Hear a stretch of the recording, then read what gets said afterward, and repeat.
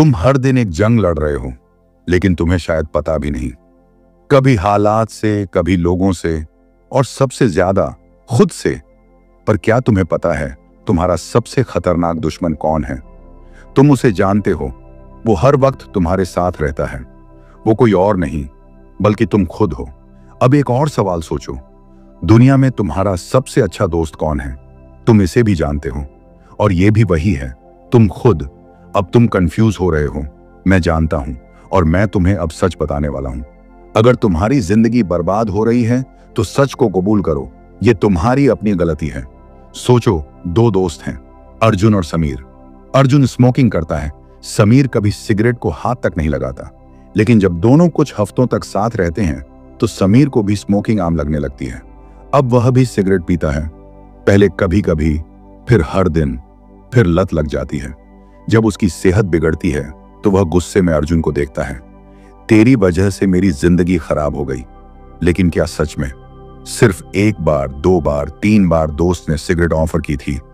लेकिन हर बार सिगरेट उठाने वाला कौन था? समीर खुद। उसका दिमाग उसे बहाने दे रहा था। मुझे खुद को रोकना चाहिए था, लेकिन मैंने खुद को कमजोर होने दिया। उसका दिमाग उसे झूठ बोल रहा था। यह मेरी गलती नहीं, यह किसी और की वजह से हुआ। नहीं, सच ये है कि उसका सबसे बड़ा दुश्मन कोई और नहीं बल्कि उसकी खुद की बेबसी थी। अगर तुम अपनी भावनाओं को कंट्रोल नहीं कर सकते तो दुनिया तुम्हें कंट्रोल करेगी। एक लड़का था जो किसी लड़की से प्यार करता था, लेकिन एक दिन लड़की ने उसे छोड़ दिया। अब उसका दिमाग डैमेज कंट्रोल करने लगा। मैं इसे सहन नहीं कर सकता, मुझे कुछ चाहिए जो मुझे फिर से अच्छा महसूस कराए। तो उसने शराब पीनी शुरू कर दी, हर रात, हर दर्द को भूलने के लिए। धीरे धीरे उसका करियर खत्म हो गया, उसकी जिंदगी अंधेरे में डूब गई। और फिर उसने कहा, उस लड़की ने मेरी जिंदगी बर्बाद कर दी। लेकिन क्या वो लड़की उसे जबरदस्ती शराब पिला रही थी? क्या उसने उसकी नौकरी छीन ली थी? नहीं, उसकी जिंदगी उस लड़की ने नहीं, उसके खुद के डिसीजन ने बर्बाद की। असलियत समझो, तुम्हारी फीलिंग्स तुम्हें कंट्रोल कर रही हैं और तुम खुद को झूठी कहानियां सुना रहे हो। तुम्हारे साथ जो हुआ वो तुम्हारा दोष नहीं था, लेकिन तुमने कैसे रिएक्ट किया वो पूरी तरह तुम्हारे कंट्रोल में था। तुम सफल बनोगे या नहीं, इसका फैसला सिर्फ तुम कर सकते हो। सोचो, दो लोग एक ही ऑडियो बुक सुन रहे हैं, the 7 habits of highly effective people. दोनों समरी हब से नोट्स बना रहे हैं, दोनों सोच रहे हैं, अब मुझे अपनी लाइफ बदलनी है। लेकिन जब सुबह होती है, एक उठता है और अपने सपनों के लिए काम करता है, दूसरा स्नूज बटन दबाकर फिर से सो जाता है। अब सोचो, क्या समरी हब आकर उसे उठाने वाला था? नहीं। क्या कोई और उसे धक्का देकर काम पर बैठाने वाला था? बिल्कुल नहीं, क्योंकि सक्सेस तुम्हें कोई और नहीं देगा, तुम्हें खुद कमानी पड़ेगी। अगर तुम आज मेहनत नहीं करोगे तो कल तुम्हें उसी जगह खड़े रहना पड़ेगा जहां तुम अभी हो। यही फर्क है प्रोएक्टिव और रिएक्टिव इंसान में। प्रोएक्टिव इंसान कहता है, मैं हालात को बदल सकता हूं, मेरी जिंदगी मेरी चॉइस का नतीजा है। रिएक्टिव इंसान बहाने बनाता है, मेरे पास टाइम नहीं था, मेरे पास सही मौके नहीं आए, काश मेरी किस्मत अच्छी होती। अब सवाल यह है, तुम कौन बनना चाहते हो? अगर तुम प्रोएक्टिव बनने की ताकत को समझ गए तो तुम्हारी पूरी जिंदगी बदल सकती है। और यही तो सिर्फ पहली आदत थी। ऐसी 6 और आदतें हैं जो तुम्हारी सोच, तुम्हारे फैसले और तुम्हारी पूरी जिंदगी को दोबारा प्रोग्राम कर सकती हैं। लेकिन सवाल यह है, क्या तुम इसके लिए तैयार हो? स्टीफन आर कोवे ने the 7 habits of highly effective people सिर्फ एक किताब लिखने के लिए नहीं, बल्कि लोगों की जिंदगी में असली बदलाव लाने के लिए लिखी थी। उनका मानना था कि ज्यादातर लोग अपने बाहरी हालात बदलने की कोशिश में लगे रहते हैं, नई नौकरी, ज्यादा पैसे, अच्छे रिश्ते, बट असली जड़ हमारी खुद की सोच और आदतों में होती है। कवे ने सालों तक सफल लोगों की स्टडी की, बिजनेस लीडर्स, फैमिली रिलेशनशिप और सेल्फ इंप्रूवमेंट पर रिसर्च की। उन्होंने देखा कि दुनिया में 2 तरह के लोग होते हैं, एक जो सिर्फ इमीडिएट सक्सेस चाहते हैं, यानी जल्दी जल्दी कुछ बड़ा हासिल करना, और दूसरे जो लॉन्ग टर्म सक्सेस पर ध्यान देते हैं, यानी ऐसा कुछ बनाना जो टिके और जिसकी असली गहराई हो। कवे ने नोटिस किया कि ज्यादातर सेल्फ हेल्प किताबें तेजी से सफलता पाने के तरीकों पर फोकस करती हैं, जैसे बेहतर कम्युनिकेशन स्किल्स, टाइम मैनेजमेंट या मोटिवेशनल ट्रिक्स। लेकिन उन्होंने महसूस किया कि सिर्फ बाहरी बदलाव से जिंदगी बेहतर नहीं होती, अंदर से भी ग्रोथ जरूरी है। इसी सोच से उन्होंने चरित्र एथिक का कॉन्सेप्ट निकाला, जो बताता है कि अगर इंसान की सोच, आदतें और कैरेक्टर मजबूत हो तो असली और टिकाऊ सफलता मिलती है। उन्होंने यह भी देखा कि लोग अक्सर अपनी परेशानियों के लिए दूसरों को जिम्मेदार ठहराते हैं। मेरे पास अच्छा बॉस नहीं है, मेरे हालात सही नहीं हैं, मेरे पास समय नहीं है, जबकि असली बदलाव अपने अंदर से शुरू होता है। यही वजह थी कि कवे ने इस किताब में सेल्फ अवेयरनेस और रिस्पॉन्सिबिलिटी को सबसे ज्यादा अहमियत दी। कवे ने इस किताब को हर इंसान की जिंदगी के 3 सबसे बड़े एरियाज को सुधारने के लिए लिखा। नंबर 1, पर्सनल ग्रोथ, खुद को बेहतर कैसे बनाएं, सही फैसले कैसे लें और अपनी जिंदगी को सही दिशा में कैसे ले जाएं। नंबर 2, रिलेशनशिप्स, अपने परिवार, दोस्तों और साथ काम करने वालों के साथ अच्छे रिश्ते कैसे बनाए रखें। नंबर 3, प्रोफेशनल सक्सेस, अपनी जॉब या बिजनेस में कैसे आगे बढ़ें और एक अच्छा लीडर कैसे बनें। यह किताब कवे की 20 साल की रिसर्च और इंसानी बिहेवियर को समझने की गहराई का नतीजा है। उनका मकसद सिर्फ ये बताना नहीं था कि सफल लोग क्या करते हैं, बल्कि ये सिखाना था कि आम लोग भी वैसी ही आदतें अपनाकर सफल हो सकते हैं। तो अगर आप भी अपनी जिंदगी में सिर्फ छोटे छोटे बदलाव नहीं बल्कि असली ग्रोथ चाहते हैं तो ये किताब आपके लिए है, क्योंकि बदलाव बाहर से नहीं अंदर से शुरू होता है। पहली आदत है प्रोएक्टिव बनो। सोचिए, आपकी जिंदगी एक गाड़ी है, लेकिन स्टीयरिंग व्हील आपके हाथ में नहीं, हालात के हाथ में है। मौसम खराब हुआ, गाड़ी इधर घूम गई। किसी ने कुछ गलत कह दिया, गाड़ी उधर घूम गई। किसी मौके में देरी हो गई, गाड़ी रुक गई। अब सोचिए, अगर स्टीयरिंग आपके हाथ में हो तो यही सिखाती है बी प्रोएक्टिव, जिंदगी का स्टीयरिंग खुद पकड़ो। स्टीफन कवे बताते हैं कि दुनिया में 2 तरह के लोग होते हैं, एक जो हर चीज पर बस रिएक्ट करते हैं और दूसरे जो हालात को नहीं अपने रिस्पॉन्स को कंट्रोल करना जानते हैं। अब एक कहानी सुनिए। एक ही ऑफिस में 2 लोग काम करते हैं, राहुल और समीर। एक सुबह दोनों ऑफिस पहुंचे और बॉस ने बिना वजह डांट दिया। राहुल का दिन खराब हो गया। वो गुस्से में सोचता रहा, बॉस बेवजह चीखते क्यों हैं? चिड़चिड़ा हो गया, काम में भी मन नहीं लगा और घर लौटते वक्त भी मूड ऑफ था। अब समीर को देखिए, उसने वही डांट सुनी, लेकिन एक गहरी सांस ली और सोचा, बॉस का मूड खराब है, इसका मतलब यह नहीं कि मेरा दिन भी खराब हो जाए। उसने खुद को शांत रखा, अपने काम पर फोकस किया और शाम तक बॉस का गुस्सा भी ठंडा हो गया। अब सवाल यह है, आप कौन बनना चाहते हैं?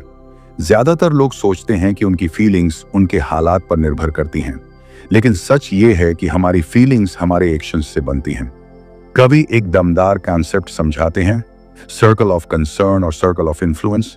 सर्कल ऑफ कंसर्न वो सारी चीजें हैं जिन पर हमारा कोई कंट्रोल नहीं, मौसम, ट्रैफिक, सरकार, दूसरे लोग हमारे बारे में क्या सोचते हैं। सर्कल ऑफ इन्फ्लुएंस वो चीजें हैं जिन पर हमारा पूरा कंट्रोल है, हमारा नजरिया, हमारा बिहेवियर, हमारे फैसले। अब फर्क देखिए, रिएक्टिव लोग हमेशा बड़े गोले में रहते हैं, शिकायत करते हैं, हालात को कोसते हैं, लेकिन कुछ नहीं बदलते। प्रोएक्टिव लोग छोटे गोले में फोकस करते हैं, वो वही बदलते हैं जिस पर उनका बस चलता है, खुद को, और धीरे धीरे उनका छोटा गोला बड़ा होने लगता है। अब एक आखिरी कहानी।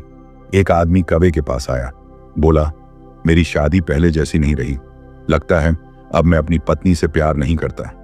कवे ने एक लाइन में जवाब दिया, तो प्यार करो। वो चौंक गया, कैसे? फील ही नहीं होती। कवे बोले, प्यार कोई भावना नहीं, एक क्रिया है। पहले वो करो जो एक प्यार करने वाला इंसान करता है, ध्यान दो, प्यार जताओ, छोटे छोटे अच्छे पल बनाओ, और फिर देखो फीलिंग्स खुद आ जाएंगी। यही प्रोएक्टिविटी है। अगर आप इंतजार करेंगे कि फीलिंग्स पहले आएंगी और फिर आप कुछ करेंगे तो शायद कभी कुछ होगा ही नहीं। लेकिन अगर आप पहले एक्शन लेंगे तो आपकी फीलिंग्स खुद बदल जाएंगी। अब सोचिए, अगली बार जब कोई मुश्किल आएगी तो आप क्या करेंगे? हालात को दोष देंगे या स्टीयरिंग अपने हाथ में लेंगे? क्योंकि याद रखिए, आपकी जिंदगी आपके हालात से नहीं, आपके फैसलों से बनती है। संभाजी महाराज और प्रोएक्टिविटी की ताकत, ये बात उस समय की है जब औरंगजेब पूरे हिंदुस्तान पर अपना कब्जा जमाने के लिए हर तरफ युद्ध कर रहा था। उसके सामने जो भी आता या तो सिर झुका देता या फिर तलवार की धार पर चला जाता। लेकिन एक ऐसा योद्धा था जिसने कभी हालात के आगे घुटने नहीं टेके, संभाजी महाराज। संभाजी महाराज शिवाजी महाराज के पुत्र थे, लेकिन उनकी जिंदगी आसान नहीं थी। पिता की मृत्यु के बाद उनके अपने ही लोगों ने उन्हें साजिशों में फंसाया, अपमान किया और गद्दी से हटाने की कोशिश की।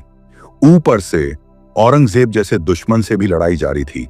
अब जरा सोचिए, अगर संभाजी महाराज भी रिएक्टिव होते तो क्या होता। वो कहते, हालात ही खराब हैं, मेरे अपनों ने ही धोखा दिया, मेरे पास सीमित सेना है, इतनी बड़ी मुगल सल्तनत से मैं कैसे लड़ सकता हूं। लेकिन नहीं, उन्होंने रिएक्टिव होने के बजाय प्रोएक्टिव रहना चुना। उन्होंने हालात को दोष देने के बजाय खुद को मजबूत बनाने पर ध्यान दिया। वो जानते थे कि अगर उन्हें मराठा साम्राज्य को बचाना है तो उन्हें अपने सर्कल ऑफ इन्फ्लुएंस यानी अपने फैसलों और अपनी रणनीति पर फोकस करना होगा, न कि उन चीजों पर जिन पर उनका कंट्रोल नहीं था। जब औरंगजेब ने पूरे बल के साथ मराठा राज्य पर हमला किया तो संभाजी महाराज ने क्या किया? उन्होंने मुगलों की ताकत से डरकर पीछे हटने के बजाय गुरिल्ला युद्ध शुरू किया। वो जानते थे कि सीधे युद्ध में उनके पास कम संसाधन हैं, लेकिन अगर वो अपनी रणनीति बदल दें तो वो सबसे ताकतवर दुश्मन को भी झुका सकते हैं। उन्होंने अपने सैनिकों को छोटे छोटे समूहों में बांटा, पहाड़ों और जंगलों में छिपकर युद्ध किया, मुगल सैनिकों की रसद काट दी और हर उस चीज को निशाना बनाया जिससे औरंगजेब कमजोर हो सकता था। और इसका नतीजा, औरंगजेब जो कुछ महीनों में मराठों को मिटाने आया था, उसे 27 साल तक महाराष्ट्र में फंसे रहना पड़ा। यही प्रोएक्टिविटी की ताकत है। अगर संभाजी महाराज भी बाकी लोगों की तरह हालात के हिसाब से सोचते तो शायद मराठा साम्राज्य वहीं खत्म हो जाता। लेकिन उन्होंने मेरे पास क्या नहीं है इस पर ध्यान देने के बजाय मैं अपने हालात को कैसे बदल सकता हूं, इस पर फोकस किया। यही स्टीफन कवे की बी प्रोएक्टिव आदत हमें सिखाती है।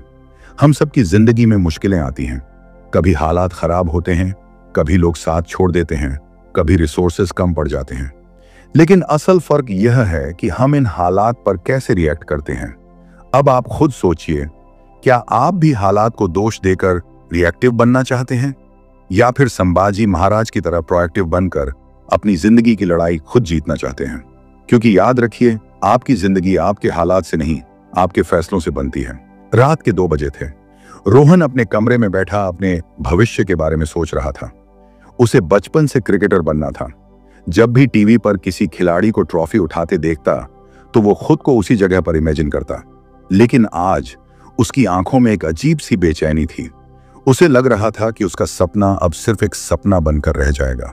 उसने खुद से कहा, काश मेरे पास अच्छे कोचिंग की सुविधा होती, काश मेरे पास ज्यादा पैसे होते, काश मुझे पहले सही गाइडेंस मिलती। रोहन के दोस्त विशाल का भी एक सपना था। उसे एक सक्सेसफुल बिजनेसमैन बनना था। लेकिन विशाल का नजरिया रोहन से बिल्कुल अलग था। जब उसने रोहन को इस तरह सोचते देखा तो मुस्कुराते हुए बोला, तू अपने सपने पूरे करने के लिए इंतजार कर रहा है या खुद कुछ कर रहा है? रोहन चिढ़कर बोला, भाई, क्रिकेटर बनने के लिए पैसों की जरूरत होती है, अच्छी ट्रेनिंग चाहिए, महंगे कोच चाहिए, मेरे पास ये सब नहीं है। विशाल ने कहा, तो तेरा मतलब है कि अगर आज तेरे पास पैसे नहीं हैं तो तू कभी क्रिकेटर नहीं बन सकता। रोहन चुप हो गया। उसने कभी इस तरह नहीं सोचा था। विशाल ने समझाया, देख, जिंदगी में 2 तरह के लोग होते हैं। एक जो हालात को कोसते रहते हैं और इंतजार करते हैं कि कोई आए और उनकी जिंदगी बदल दे। दूसरे जो खुद अपनी जिंदगी के फैसले लेते हैं। इसे ही स्टीफन कवे बी प्रोएक्टिव कहते हैं। तू कौन सा बनना चाहता है? रोहन ने धीरे से कहा, लेकिन मेरे पास रिसोर्सेस नहीं है। विशाल हंसा, सिर्फ बहाने मत बना। तुझे सच में क्रिकेटर बनना है या बस सपना देखना है? रोहन थोड़ा झेंप गया, लेकिन उसने खुद से पूछा, मैं सच में क्रिकेटर बनना चाहता हूं, लेकिन अब तक मैंने इसके लिए किया क्या है? विशाल ने कहा, अगर तू वाकई में अपने गोल को पाना चाहता है तो तुझे छोटे छोटे स्टेप्स लेने होंगे। तेरे पास महंगे कोच नहीं है, ठीक है, आजकल YouTube पर ही बेहतरीन ट्रेनिंग वीडियोस मिलते हैं। रोज सुबह उठकर खुद प्रैक्टिस कर, अपनी फिटनेस पर काम कर, लोकल टूर्नामेंट्स में खेल। अगर तुझे खुद पर यकीन है तो कोई ना कोई तुझे नोटिस करेगा। लेकिन अगर तू इंतजार करेगा कि कोई तुझे उठाकर क्रिकेटर बना देगा तो यह सपना हमेशा सपना ही रहेगा। रोहन अब धीरे धीरे समझ रहा था। वो अब तक सिर्फ बाहरी हालात को दोष दे रहा था, लेकिन उसने कभी उन चीजों पर ध्यान नहीं दिया था जो उसके कंट्रोल में थी। उस रात उसने तय किया कि अब वो इंतजार नहीं करेगा, बल्कि हर दिन एक छोटा सा कदम अपने सपने की ओर बढ़ाएगा। उसने अपने रूटीन में छोटे छोटे बदलाव किए। रोज सुबह जल्दी उठकर एक्सरसाइज करना, इंटरनेट से क्रिकेट टेक्निक्स सीखना, छोटे टूर्नामेंट्स में खेलना और खुद को धीरे धीरे सुधारना। कुछ ही महीनों में उसे फर्क दिखने लगा। उसकी फिटनेस पहले से बेहतर हो गई। उसकी बैटिंग और बॉलिंग स्किल्स में सुधार हुआ। लोकल टूर्नामेंट्स में उसने बेहतरीन परफॉर्मेंस दी और फिर एक दिन एक कोच की नजर उस पर पड़ी। कोच ने उसे एक बड़ी टीम के ट्रायल्स में बुलाया। अब सोचो, अगर रोहन ने सिर्फ हालात को दोष देने में वक्त बिताया होता तो क्या यह मुमकिन था? यही बी प्रोएक्टिव का असली मतलब है। अपनी जिंदगी के फैसले खुद लेना, हालात के हिसाब से नहीं बल्कि अपने एक्शंस के हिसाब से आगे बढ़ना। तो अब सवाल यह है, आप अपने गोल के लिए क्या कर रहे हैं? आप रिएक्टिव बनकर सिर्फ बहाने बना रहे हैं या फिर प्रोएक्टिव बनकर रोज अपने सपने के करीब जा रहे हैं? क्योंकि याद रखिए, आपका सपना आपके हालात से नहीं, आपके फैसलों से पूरा होगा। दूसरी आदत है, अंत को ध्यान में रखकर शुरुआत करो। सोचो, तुम्हारी आंखें बंद हैं और तुम्हें एक जंगल के बीचों बीच छोड़ दिया जाता है। तुम्हारे पास कोई नक्शा नहीं, कोई दिशा नहीं। अब बताओ, क्या तुम अपनी मंजिल तक पहुंच सकते हो? बिल्कुल नहीं, क्योंकि जब तुम्हें पता ही नहीं कि जाना कहां है तो रास्ता भी तुम्हें भटका देगा। अब सोचो, क्या तुम्हारी जिंदगी भी कुछ ऐसी ही चल रही है? बस भाग रहे हो, मेहनत कर रहे हो, लेकिन पता ही नहीं कि जाना कहां है। यही फर्क होता है एक सिर्फ जीने वाले इंसान और एक सफल इंसान में। सफल इंसान पहले ही सोच लेता है कि उसे कहां जाना है, फिर उसी हिसाब से अपनी जिंदगी जीता है। यही सिखाती है दूसरी आदत, begin with the end in mind. Stephen Covey कहते हैं, हर चीज को 2 बार बनाया जाता है, पहले दिमाग में फिर असलियत में। सोचो, कोई घर बनाना चाहता है तो क्या वो बस ईंटें जोड़ना शुरू कर देगा? नहीं, पहले एक प्लान बनेगा, नक्शा बनेगा, तब जाकर घर तैयार होगा। लेकिन हैरानी की बात यह है कि जिंदगी जैसे सबसे बड़े प्रोजेक्ट को हम बिना प्लान के जीते हैं। अब तुम्हें एक सिचुएशन सोचनी है। आज से 10, 20 या 30 साल बाद तुम पीछे मुड़कर अपनी जिंदगी को देख रहे हो, तब तुम्हें कैसा महसूस होगा? क्या तुम सोचोगे, मैंने अपनी जिंदगी में वही किया जो सच में मेरे लिए जरूरी था, या फिर मैंने बस वही किया जो हालात ने मुझे करने पर मजबूर किया? अब एक और इमेजिनेशन करो, तुम्हारी मौत हो चुकी है और तुम्हारे सबसे करीबी लोग तुम्हारे बारे में बात कर रहे हैं। तुम्हारे दोस्त, तुम्हारा परिवार, तुम्हारे साथ काम करने वाले लोग। अब सोचो, वो तुम्हारे बारे में क्या कह रहे हैं। ये इंसान बहुत मेहनती था, लेकिन हमेशा काम में इतना डूबा रहा कि अपनों के लिए वक्त ही नहीं निकाला। पैसे तो बहुत कमाए, लेकिन असल में खुश था या नहीं, ये कोई नहीं जानता। इसने लोगों की मदद की, रिश्तों को निभाया और एक ऐसा इंसान बना जिसे हमेशा याद रखा जाएगा। अब सवाल है, तुम कौन सा इंसान बनना चाहते हो? Begin with the end in mind का मतलब यही है। पहले ही तय कर लो कि तुम्हारी कहानी का एंड कैसा होगा, फिर उसी हिसाब से अपनी जिंदगी लिखो। अगर तुम्हें एक सफल बिजनेसमैन बनना है तो तुम्हारे हर दिन का हर घंटा उसी लक्ष्य की ओर जाना चाहिए। अगर तुम्हें अपने रिश्तों को मजबूत बनाना है तो तुम्हें हर दिन उन्हें वैसा ही प्यार और सम्मान देना होगा। अगर तुम एक अच्छा इंसान बनना चाहते हो तो तुम्हारे हर फैसले में यह झलकना चाहिए कि तुम्हारी सोच कितनी बड़ी है। कवि कहते हैं कि हर इंसान की जिंदगी का एक सेंट्रल पॉइंट होता है।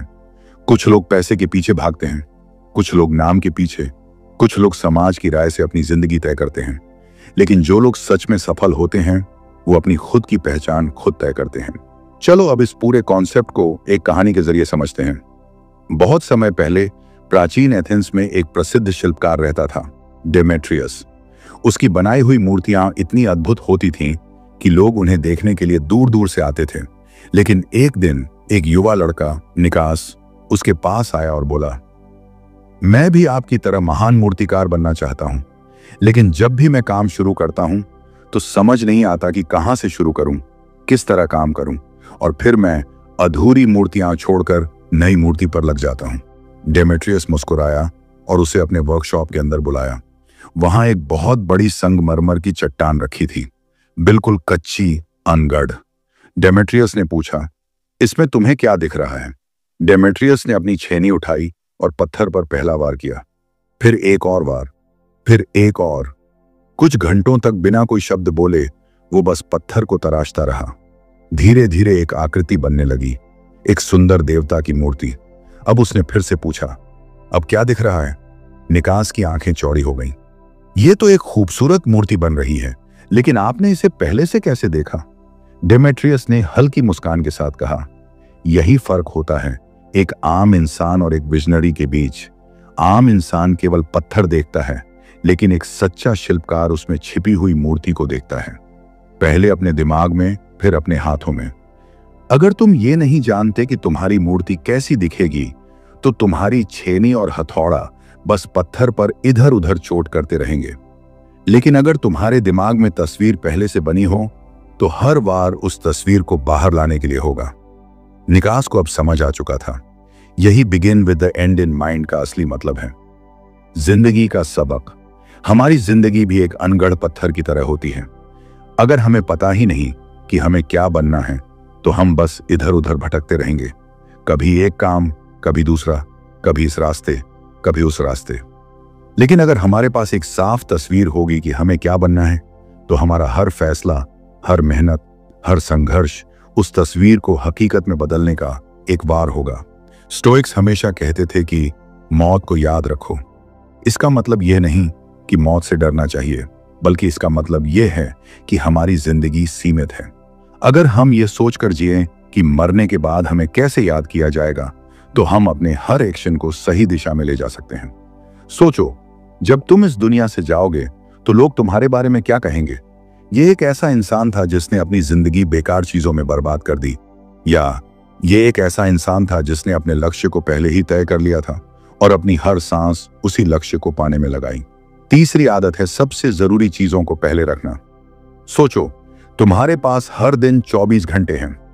ये वही 24 घंटे हैं जो एक अरबपति के पास होते हैं, और वही 24 घंटे जो एक स्ट्रगल करने वाले इंसान के पास भी होते हैं।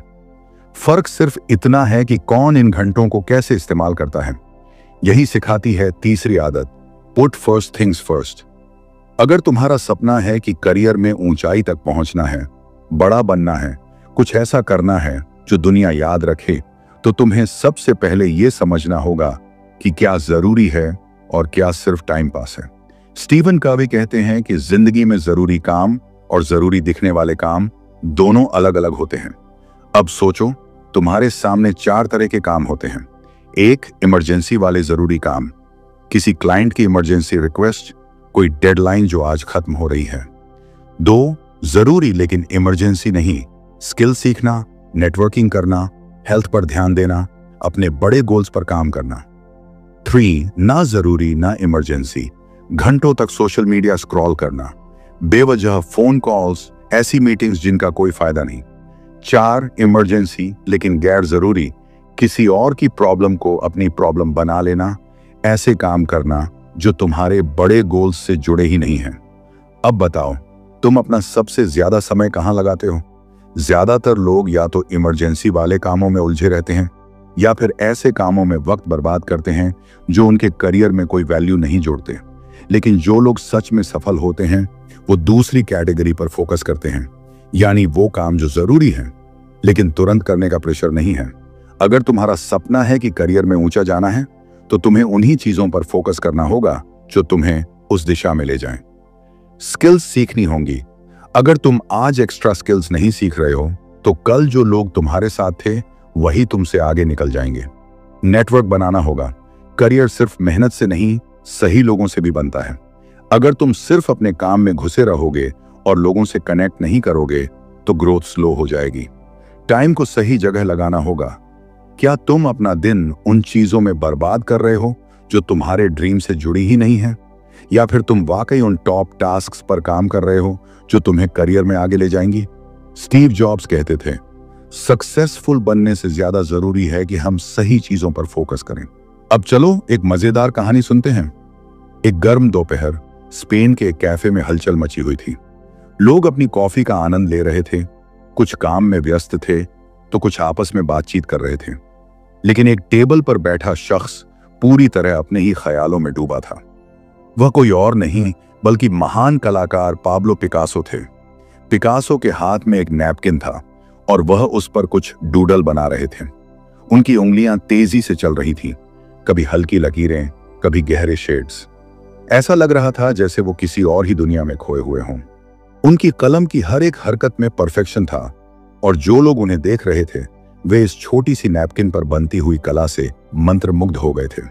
कैफे में बैठी एक महिला भी उन्हें बड़े ध्यान से देख रही थी। वह पिकासो की फैन थी और उन्हें इतनी करीब से काम करता देखकर रोमांचित महसूस कर रही थी। आखिरकार उसने हिम्मत जुटाई और उनकी टेबल के पास पहुंच गई। माफ कीजिए, उसने हल्की मुस्कान के साथ कहा, मैं आपकी बहुत बड़ी प्रशंसक हूं। आप जो भी बनाते हैं वो मुझे बेहद पसंद है। क्या मैं ये स्केच खरीद सकती हूं? पिकासो ने सिर उठाया, उसे देखा और फिर मुस्कुराते हुए नैपकिन को हल्के से मोड़ा। बिल्कुल, उन्होंने जवाब दिया, यह तुम्हारा हो सकता है, लेकिन इसकी कीमत $10,000 होगी। महिला चौंक गई। क्या $10,000? लेकिन आपने इसे बनाने में तो सिर्फ 30 सेकंड लिए। पिकासो ने हल्की मुस्कान के साथ जवाब दिया, नहीं मैडम, इसे बनाने में 30 साल लगे हैं। उन्होंने धीरे से नैपकिन को वापस अपनी जेब में रखा और कैफे से बाहर निकल गए। लेकिन वह महिला अब भी हैरान खड़ी थी। उसे अब समझ आया कि कला सिर्फ समय का खेल नहीं, बल्कि सालों की मेहनत, अनुभव और समर्पण का नतीजा होती है। यही हमारी जिंदगी पर भी लागू होता है। जो लोग सफल दिखते हैं उनकी असली मेहनत अक्सर छुपी होती है। बड़ी कामयाबी अचानक नहीं मिलती, ये उन छोटे छोटे सही फैसलों का नतीजा होती है जो हम हर दिन लेते हैं। इसलिए अगर तुम भी अपनी जिंदगी में कुछ बड़ा हासिल करना चाहते हो तो उन चीजों पर फोकस करो जो सच में मायने रखती हैं। समय बर्बाद मत करो, क्योंकि महानता एक दिन में नहीं बनती, ये रोज की मेहनत से तैयार होती है। चौथी आदत है विन विन सोच अपनाओ। सोचो, दो दोस्त हैं, अमन और रोहित। दोनों बचपन से साथ पढ़े, साथ बड़े हुए और अब एक ही फील्ड में काम कर रहे हैं। एक दिन दोनों को एक बड़ी कंपनी में नौकरी के लिए इंटरव्यू का मौका मिलता है, लेकिन दिक्कत यह है कि पोजीशन सिर्फ एक है। अमन सोचता है, अगर रोहित को नौकरी मिल गई तो मैं हार जाऊंगा। दूसरी तरफ रोहित सोचता है, अगर मुझे जॉब मिल गई तो अमन रह जाएगा। दोनों के दिमाग में एक ही डर है, या तो मैं जीतूंगा या फिर वो। इंटरव्यू होता है, दोनों अपनी पूरी कोशिश करते हैं, लेकिन आखिरी में कंपनी किसी और को चुन लेती है। अब सोचो, अगर ये दोनों एक दूसरे को कॉम्पिटिटर की तरह न देखकर एक दूसरे की मदद करते तो क्या होता? अगर अमन और रोहित ने मिलकर तैयारी की होती, एक दूसरे को टिप्स दिए होते, इंटरव्यू के लिए बेहतर तरीके से गाइड किया होता, तो शायद उनमें से कोई एक सिलेक्ट हो जाता। और अगर नहीं भी होता तो भी दोनों को एक बेहतरीन अनुभव मिलता, एक नया सबक मिलता और हो सकता है भविष्य में किसी और मौके के लिए वे साथ मिलकर आगे बढ़ते।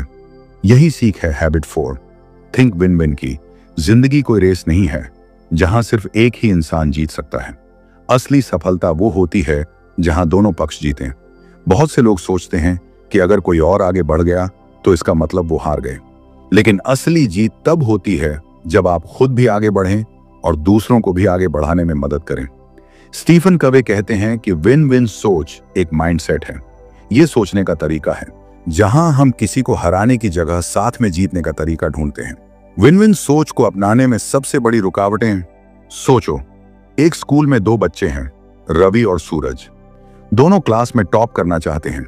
रवि सोचता है, अगर सूरज मुझसे ज्यादा नंबर ले आया तो मेरी हार हो जाएगी। इस डर से वो सूरज से नोट्स छिपाने लगता है, उसे गलत जानकारी देता है ताकि वो आगे ना बढ़ सके। दूसरी तरफ सूरज की सोच अलग है। वो सोचता है, अगर मैं रवि की भी मदद करूं और खुद भी मेहनत करूं तो हम दोनों ही बेहतर बनेंगे। वो रवि से खुलकर डिस्कस करता है, उसके डाउट्स क्लियर करता है और खुद भी नए तरीके सीखता है। अब जब रिजल्ट आता है तो रवि औसत नंबरों से पास होता है, लेकिन सूरज टॉप कर जाता है। और सबसे मजेदार बात, सूरज ने सिर्फ खुद नहीं बल्कि रवि की भी मदद की थी, जिससे उसका भी परफॉर्मेंस सुधर गया।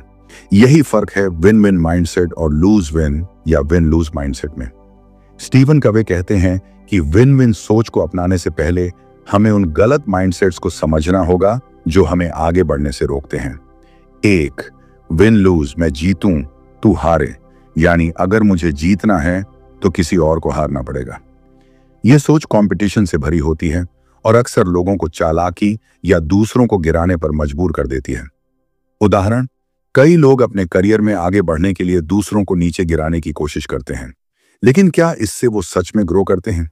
नहीं, क्योंकि सच्ची सफलता तब मिलती है जब आप अपनी स्किल्स को बेहतर बनाकर आगे बढ़ते हैं, न कि दूसरों को पीछे धकेलकर। 2.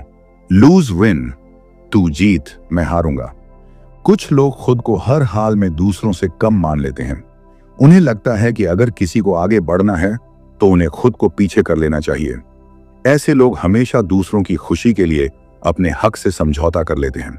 उदाहरण, एक कर्मचारी जो प्रमोशन डिजर्व करता है लेकिन सिर्फ इसलिए अपनी बात नहीं रखता क्योंकि उसे लगता है कि शायद मेरा बॉस किसी और को ज्यादा पसंद करता है। 3. लूज लूज, कोई भी ना जीते। ये माइंडसेट सबसे खतरनाक है।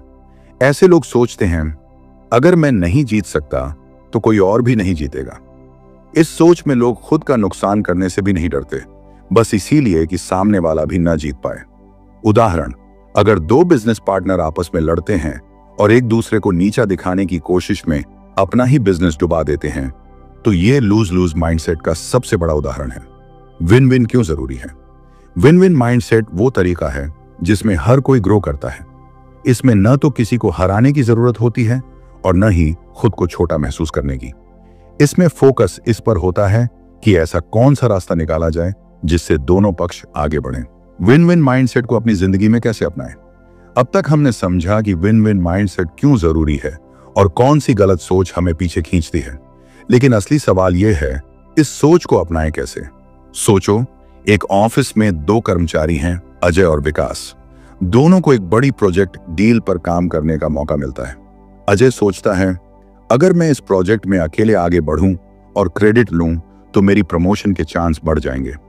इसलिए वो जरूरी इंफॉर्मेशन छिपाने लगता है, टीम के साथ सही से कोऑपरेट नहीं करता, बस खुद को आगे रखने की कोशिश करता है। दूसरी तरफ विकास सोचता है अगर हम मिलकर इस प्रोजेक्ट को बेहतरीन बनाएंगे तो पूरी टीम की जीत होगी और इससे मेरी भी ग्रोथ होगी। इसलिए वो अजय की भी मदद करता है, टीम को सही डायरेक्शन में लेकर चलता है और हर किसी को आगे बढ़ने का मौका देता है। प्रोजेक्ट खत्म होने के बाद कंपनी किसे प्रमोट करती है? विकास को, क्योंकि उसने ये दिखा दिया कि सिर्फ अपने बारे में सोचना असली सफलता नहीं है, बल्कि टीम के साथ ग्रो करना ही असली लीडरशिप है। अब यही विन विन माइंडसेट को अपनाने का तरीका है। ऐसा रास्ता ढूंढो जिससे दोनों पक्ष जीते। विन विन माइंडसेट अपनाने के 3 तरीके। 1. जीतने के लिए दूसरों को हराना जरूरी नहीं है। हम अक्सर सोचते हैं कि अगर हमें आगे बढ़ना है तो हमें किसी और को पीछे करना होगा, लेकिन ऐसा नहीं है। टेस्ला और स्पेसएक्स को देखो। एलन मस्क ने कभी नहीं सोचा कि उन्हें बाकी कंपनियों को खत्म करना है। उन्होंने अपने इनोवेशन पर फोकस किया और नतीजा यह हुआ कि पूरी इंडस्ट्री ग्रो करने लगी। 2. दूसरों के नजरिए को समझो। विन विन माइंडसेट का एक सबसे बड़ा सीक्रेट यह है कि हम सिर्फ अपनी जीत पर फोकस ना करें, बल्कि सामने वाले को भी समझें। अगर आप किसी क्लाइंट के साथ डील कर रहे हैं तो सिर्फ ये मत सोचो कि मुझे कितना फायदा होगा, बल्कि ये सोचो कि क्लाइंट को क्या चाहिए और कैसे हम दोनों को फायदा हो सकता है। 3. लॉन्ग टर्म सक्सेस पर फोकस करो। विन लूज माइंडसेट से भले ही शॉर्ट टर्म में सफलता मिल जाए, लेकिन लॉन्ग टर्म में लोग आप पर भरोसा नहीं करेंगे। अगर आप हमेशा दूसरों को गिराकर जीतने की कोशिश करेंगे तो एक वक्त के बाद कोई भी आपके साथ काम नहीं करना चाहेगा। लेकिन अगर आप विन विन माइंडसेट रखते हैं तो लोग आपके साथ काम करना चाहेंगे, आपकी इज्जत करेंगे और आपकी सक्सेस खुद ब खुद बढ़ेगी। 5वीं आदत है, पहले खुद समझो फिर समझाओ। सोचो, तुम अपने किसी दोस्त से कोई बड़ी परेशानी शेयर कर रहे हो। तुम उसे बता रहे हो कि तुम परेशान हो, कंफ्यूज हो और तुम्हें नहीं पता कि अब क्या करना चाहिए, लेकिन तुम्हारा दोस्त बिना सुने ही बोलने लगता है, तू ज्यादा सोचता है यार, मैं तुझे बताता हूं क्या करना है। अरे ये तो कुछ भी नहीं, मेरे साथ इससे भी बुरा हुआ था, तू ना बस चिल कर, सब ठीक हो जाएगा। अब सोचो कैसा लगेगा? क्या तुम्हें लगेगा कि उसने तुम्हारी बात सुनी? बिल्कुल नहीं, बल्कि तुम्हें यह महसूस होगा कि उसे तुम्हारी परेशानी से कोई फर्क ही नहीं पड़ा। यही सबसे बड़ी गलती होती है। हम समझने के लिए नहीं, बल्कि जवाब देने के लिए सुनते हैं। स्टीफन कवी कहते हैं, हमारी सबसे बड़ी गलती यह है कि हम दूसरों को समझने की कोशिश करने से पहले ही खुद को समझाने में लग जाते हैं। असल में हर इंसान यही चाहता है कि कोई उसे सुने, कोई उसे समझे, कोई ऐसा हो जो बिना जज किए उसकी भावनाओं को महसूस करे। लेकिन दिक्कत यह है कि ज्यादातर लोग सुनते नहीं, बस बोलते हैं। अब एक कहानी सुनो। पापा, आप मेरी बात सुन भी रहे हैं? एक पिता अपने बेटे से परेशान था। बेटा स्कूल में अच्छा परफॉर्म नहीं कर रहा था, न ही किसी से ज्यादा बात करता था। पिता ने कई बार समझाया, लेकिन बेटा कुछ नहीं सुनता था। एक दिन पिता गुस्से में बोला, तू मुझे बताता क्यों नहीं कि तुझे दिक्कत क्या है? बेटा चुप रहा। पिता फिर बोला, देख, मैं तेरा भला चाहता हूं। अगर तुझे कोई परेशानी है तो मुझे बता, मैं हल निकाल दूंगा। बेटा अब भी चुप था। पिता झुंझला गया, मैं तुझसे बात कर रहा हूं, जवाब क्यों नहीं देता? तब बेटा धीरे से बोला, पापा, आप मेरी बात सुन भी रहे हैं या सिर्फ बोल रहे हैं? पिता चौंक गया। तब उसे एहसास हुआ कि वो अपने बेटे की प्रॉब्लम समझने की कोशिश ही नहीं कर रहा था, बल्कि बस उसे सही करने की कोशिश कर रहा था। यही गलती हम सब करते हैं। सीख, जब कोई बात कर रहा हो तो सिर्फ जवाब देने के लिए मत सुनो, बल्कि सच में समझने की कोशिश करो। हर किसी को यह महसूस कराओ कि उसकी बात मायने रखती है। जब तुम पहले सामने वाले को समझोगे, तभी वो भी तुम्हें समझने के लिए तैयार होगा। असली लीडर वही होता है जो सिर्फ बोलता नहीं, बल्कि सुनता भी है। और अगर सुनने की ताकत को समझना है, तो अब्राहम लिंकन से बड़ा उदाहरण कोई नहीं हो सकता।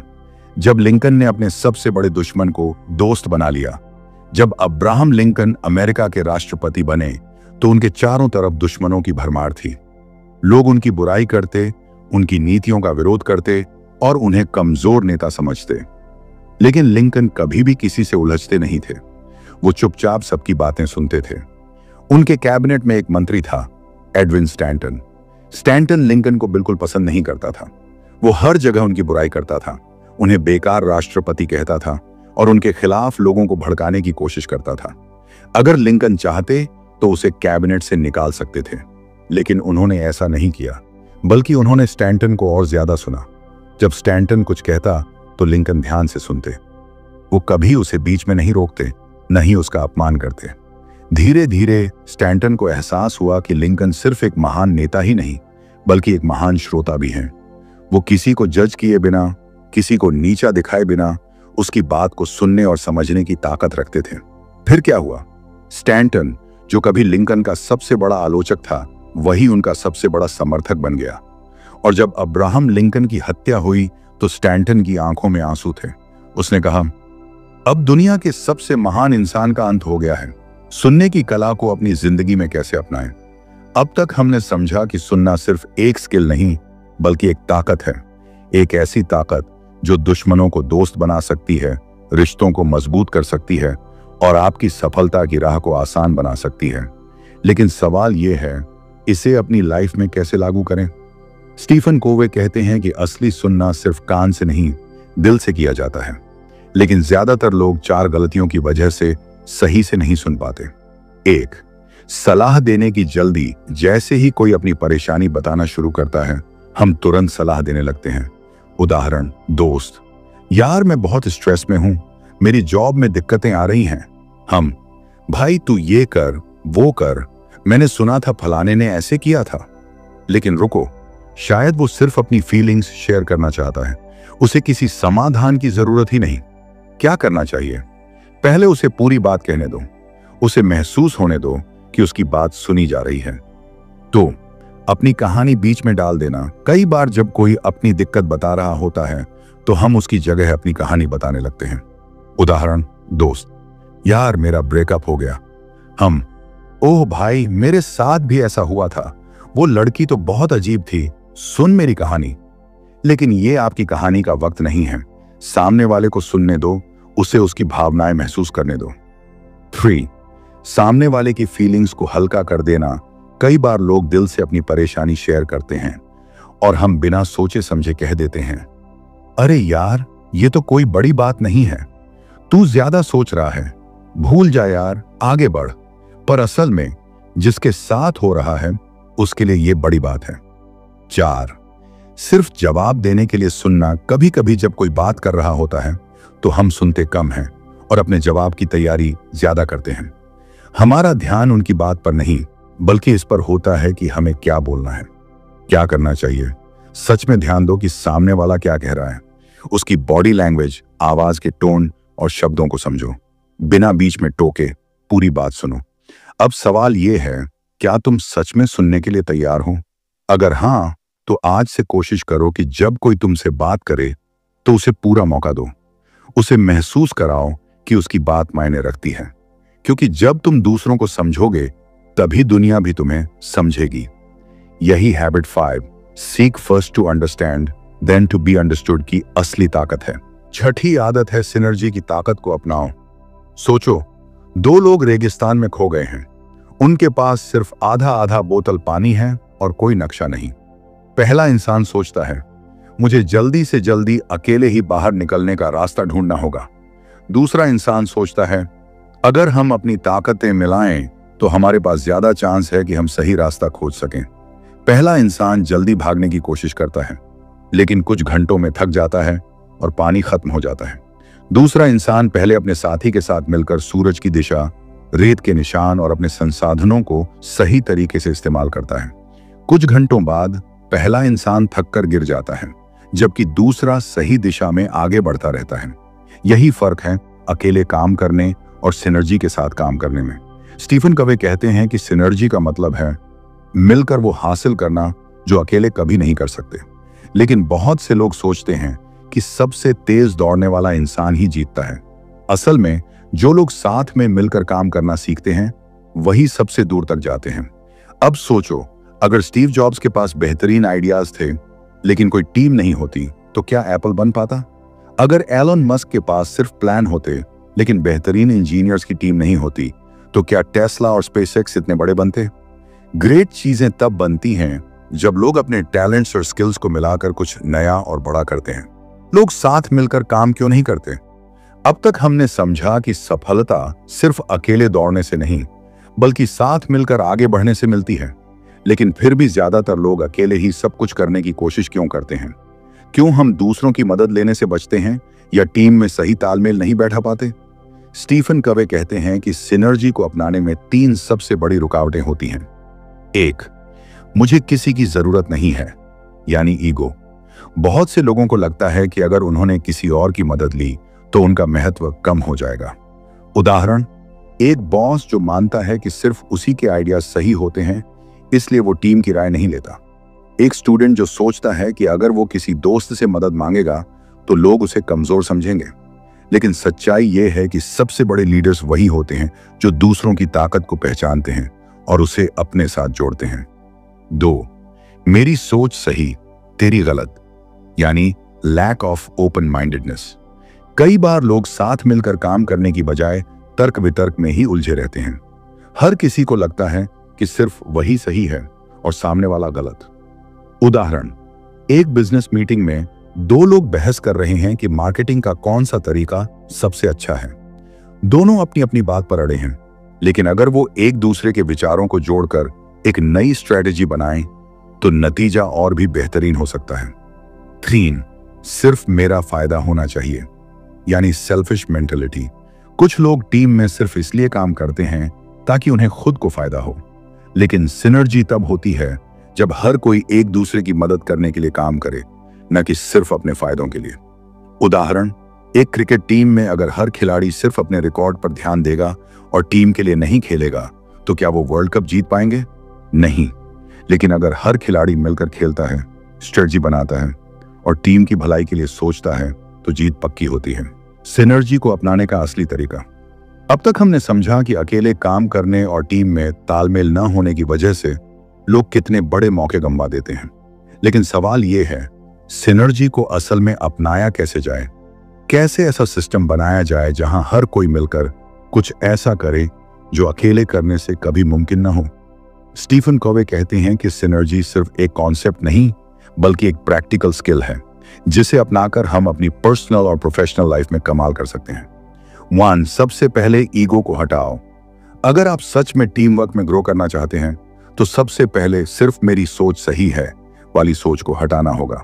उदाहरण, अगर किसी मीटिंग में आप सोच रहे हैं मुझे अपनी बात साबित करनी है, तो रुकिए और सोचिए, क्या मैं सामने वाले की बात को भी सही से समझ रहा हूं? एक सच्चा लीडर वही होता है जो सिर्फ बोलता नहीं बल्कि सुनता भी है। 2. अलग अलग टैलेंट्स को जोड़ो। दुनिया में कोई भी इंसान हर चीज में परफेक्ट नहीं हो सकता, लेकिन जब अलग अलग स्किल वाले लोग साथ आते हैं तो वो कुछ ऐसा बना सकते हैं जो पहले नामुमकिन लगता था। उदाहरण, स्टीव जॉब्स के पास विजन था, लेकिन अगर उनके पास इंजीनियरिंग और डिजाइनिंग की बेहतरीन टीम ना होती तो एप्पल कभी भी इतना सफल नहीं होता। एक बिजनेस तभी बड़ा बनता है जब उसके पास अच्छा मार्केटिंग एक्सपर्ट, अच्छा प्रोडक्ट डेवलपर और एक अच्छी लीडरशिप टीम होती है। 3. विन विन माइंडसेट अपनाओ। सिनर्जी तभी मुमकिन है जब हर कोई ये सोचे कि कैसे हम दोनों मिलकर एक बेहतर रिजल्ट निकाल सकते हैं। उदाहरण, अगर दो कंपनियां एक दूसरे से कंपटीशन करने के बजाय साथ आकर अपने प्रोडक्ट को बेहतर बनाएं तो दोनों का फायदा होगा। अगर दो क्रिकेटर एक दूसरे की स्ट्रेंथ्स को समझकर बैटिंग करें तो उनकी टीम का स्कोर ज्यादा होगा। 4. एक नया और बड़ा विजन बनाओ।